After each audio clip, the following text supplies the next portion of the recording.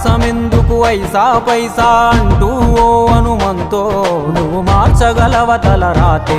నీ ఎదుటి వాడి కన్నీళ్లు తుడువగా చేయి రాదు నీకు